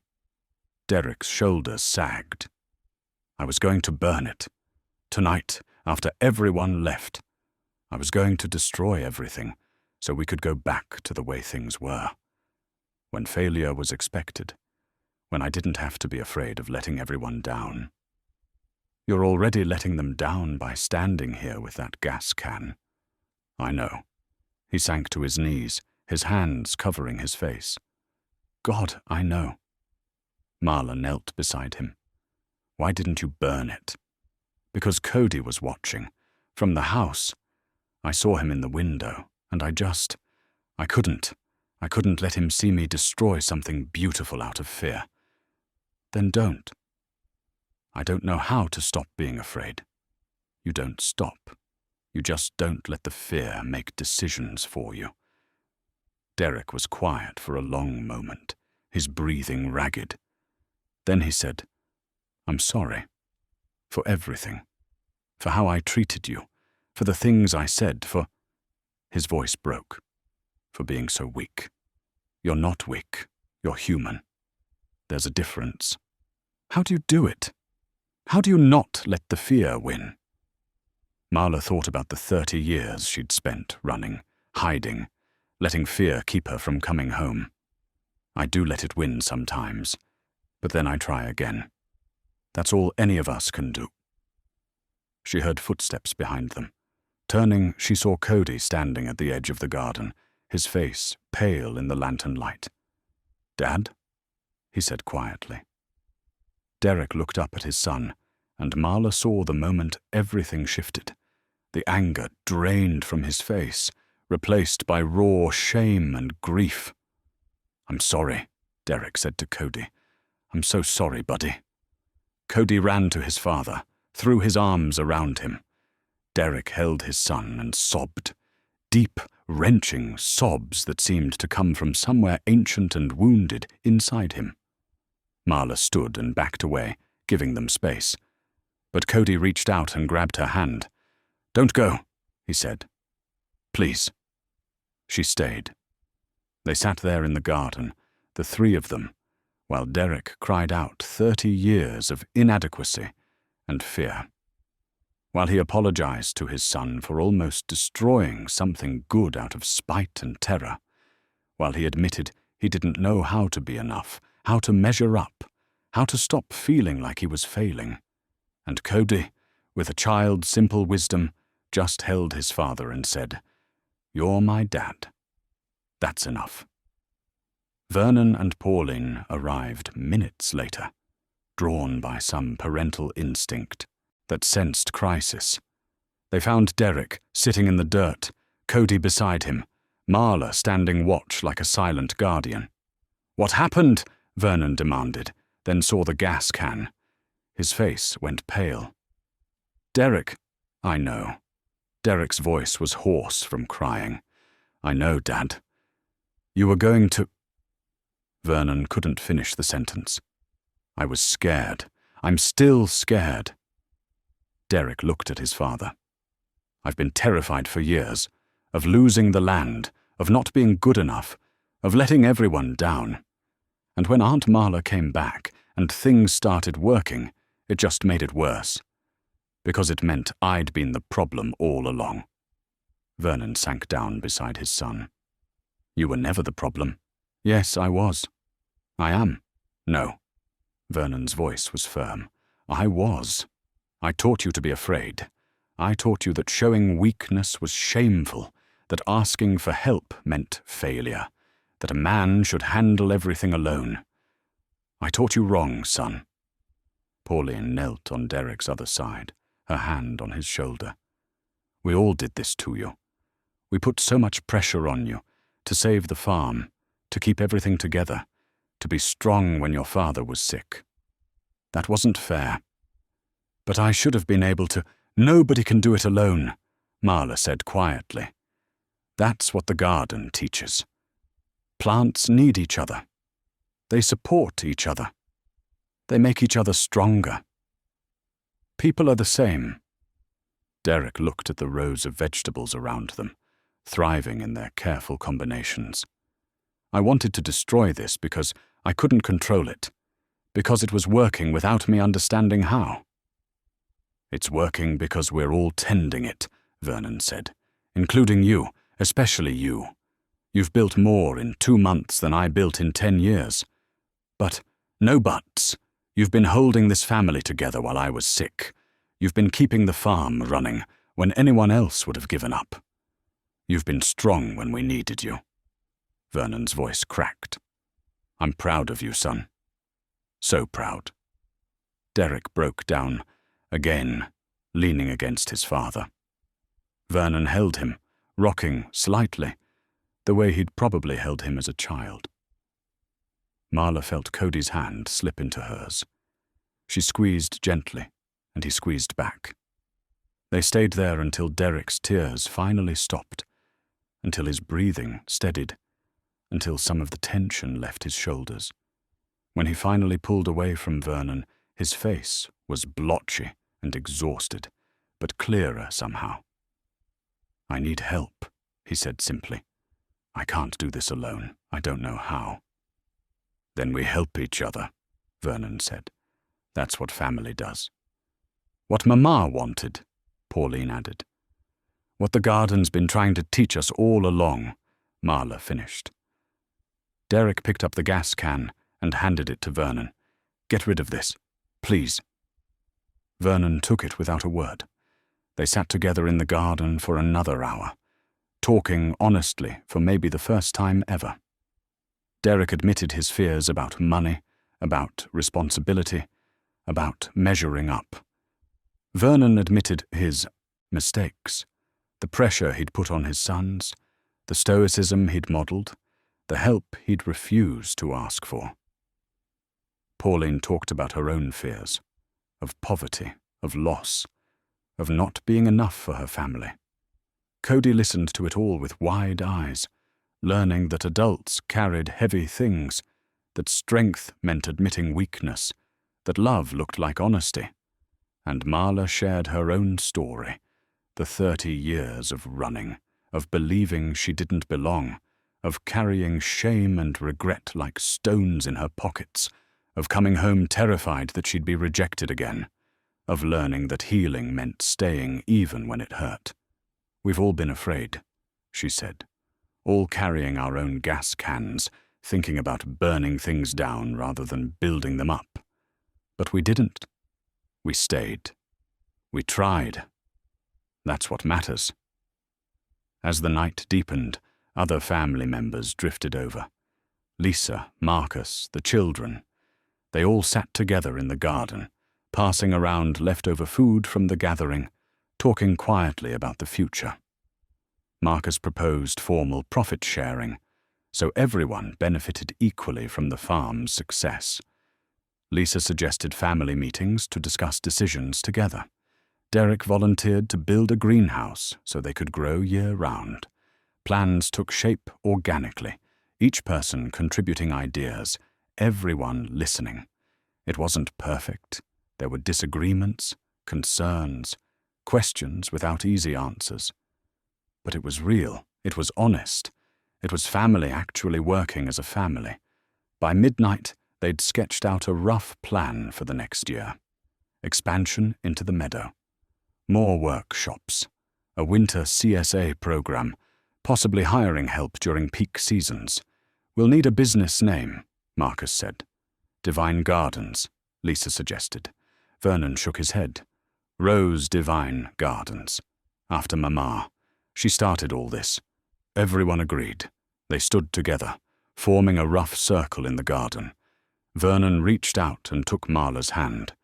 Pauline took his other hand. Derek took Pauline's. One by one, they all joined hands until the circle was complete. "To Mama," Vernon said. "Who knew what we were too blind to see?" "To Mama," they echoed. "And to family," Marla added, "which means staying even when it's hard." "Especially when it's hard," Derek agreed. They stood there in the darkness, hands linked, surrounded by the plants that had somehow brought them back together. The garden that had saved them all. Vernon spoke quietly.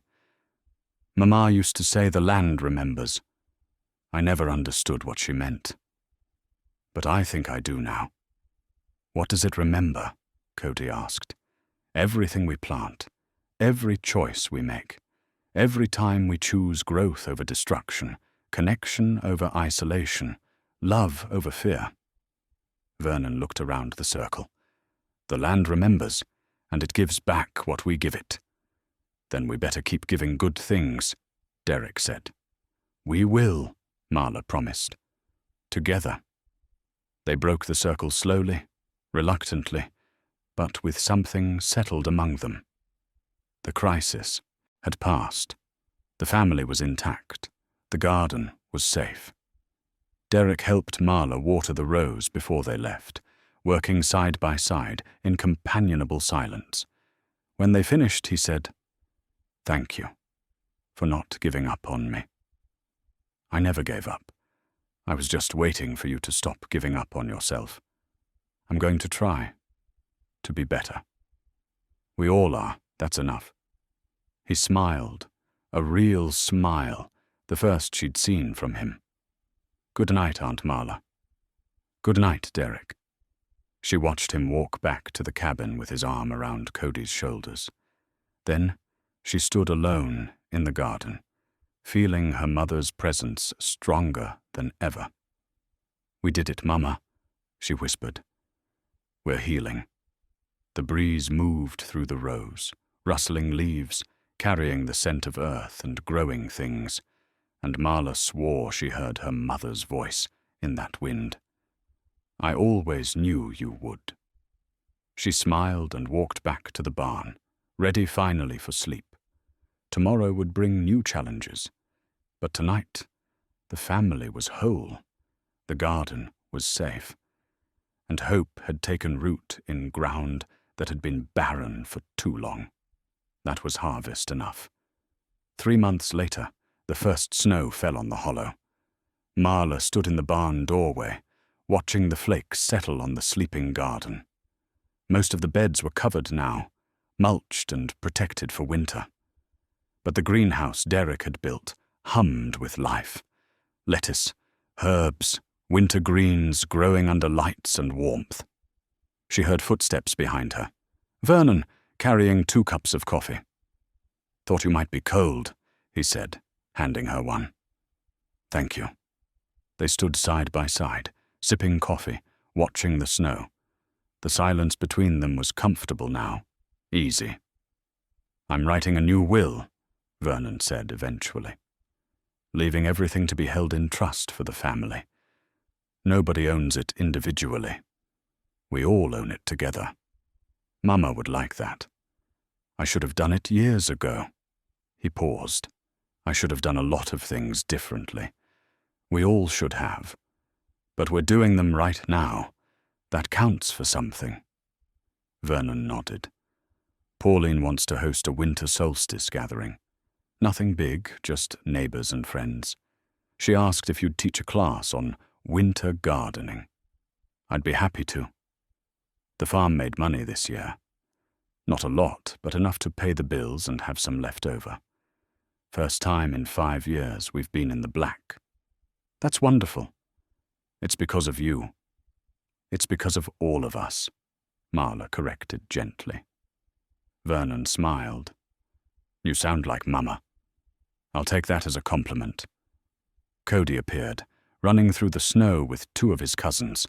They were bundled in coats and scarves, their breath puffing white in the cold air. They stopped at the barn door, faces flushed and happy. "Aunt Marla, can we check on the greenhouse?" Cody asked. "Of course. Just be gentle with the seedlings." The children raced off. Marla watched them go, feeling a warmth that had nothing to do with the coffee. "He wants to study agriculture in college," Vernon said. "Says you inspired him." "He inspired himself. I just showed him it was possible. That's what teachers do." Derek came out of the cabin, calling for the kids.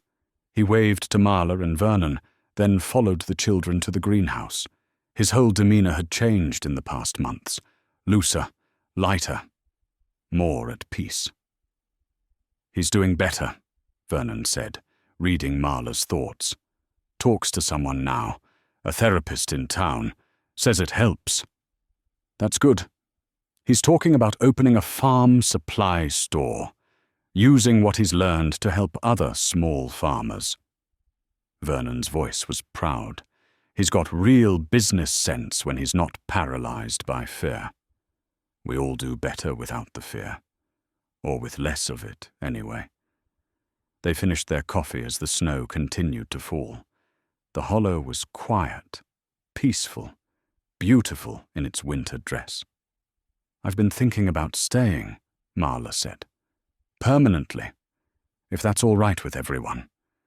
Vernon looked at her, his eyes bright. "You know it is. This is your home. Always has been. I left for 30 years. And you came back. That's what matters." Marla felt tears prick her eyes. "Thank you." "For what?" "For letting me come home. For forgiving me. For working with me instead of against me. I should be thanking you. You saved this family. Saved me. We saved each other. That's how family works." Vernon pulled her into a hug, and Marla held her brother tight, feeling decades of pain and misunderstanding finally dissolve. They weren't perfect. They'd never be perfect. But they were healing. That was enough. That evening, the whole family gathered for dinner in the cabin. It was crowded and loud, children everywhere, multiple conversations happening at once. Marla sat between Cody and Mrs. Kowalski, who'd been invited as an honorary family member. "This reminds me of your mother's gatherings," Mrs. Kowalski said, looking around the table. "The noise, the chaos, the love underneath it all." "She'd be happy to see it," Marla agreed. "She is seeing it. I'm sure of that."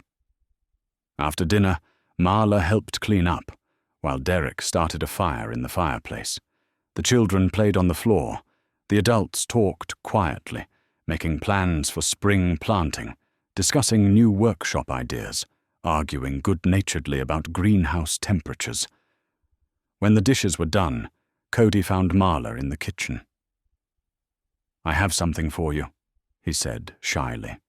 He held out a small journal, the cover hand-painted with flowers and vegetables. "What's this?" "My own seed journal, like great-grandma's. Like yours." He opened it to show her pages of careful notes, sketches of plants, observations about growth patterns. "You said I should write down what I learn." Marla's throat tightened. "This is beautiful, Cody. Will you write something in it? For the first page?" She took the journal and a pen, thinking for a moment. Then she wrote, "For Cody, who understands that growing things means growing yourself. Remember, the land gives back what you give it. Tend it with love, listen to what it needs, and share what it produces. That's the real magic, not in the growing, but in the giving. Your great-grandma Rose taught me that. Now I'm teaching you.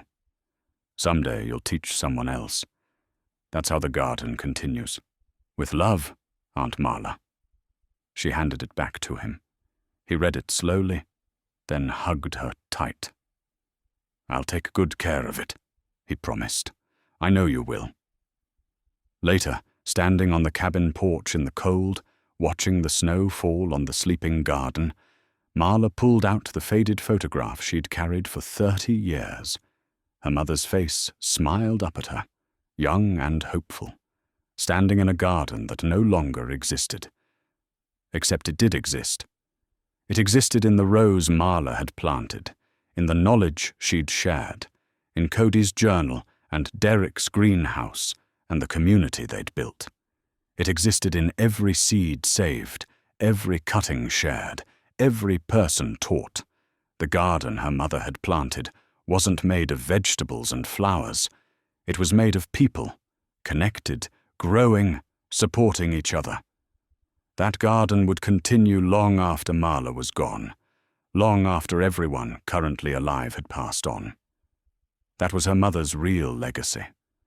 Not the unusual plants or the folk remedies, but the understanding that people needed each other, that abundance came from giving, that the land was something to tend, not to own.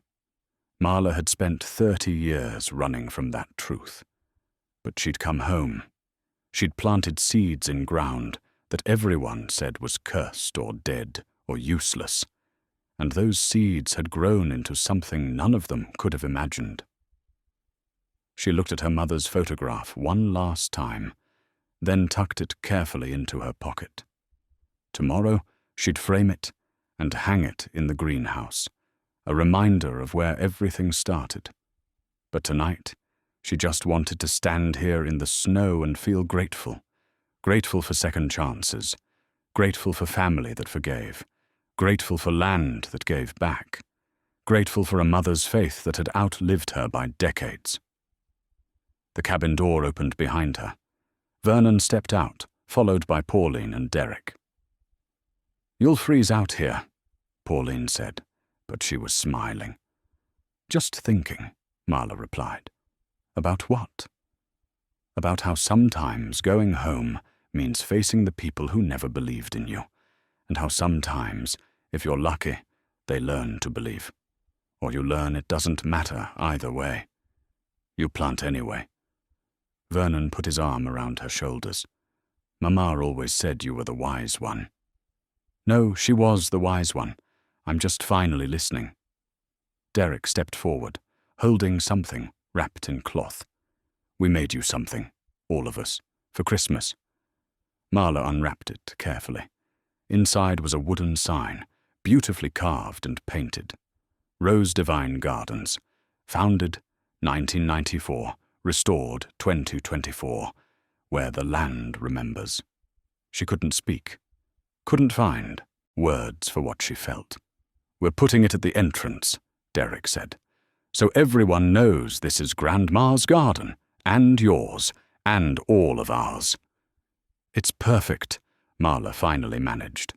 They stood together on the porch, 4 people bound by blood and history and hard-won understanding.